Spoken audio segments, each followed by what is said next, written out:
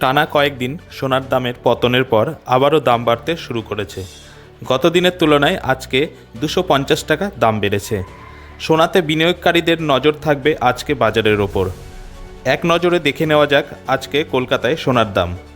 24 carat খাঁটি সোনার 10 গ্রামের মূল্য 77,740 টাকা। 22 ক্যারেট গহনা সোনার 10 গ্রামের মূল্য 71,260 টাকা। এছাড়াও 10 গ্রাম রূপার মূল্য 920 টাকা 60 পয়সা। এ বিষয়ে আরও জানতে কলকাতা সমাচার চ্যানেলটি লাইক করুন, সাবস্ক্রাইব করুন ও বেল আইকনটি প্রেস করুন। ধন্যবাদ।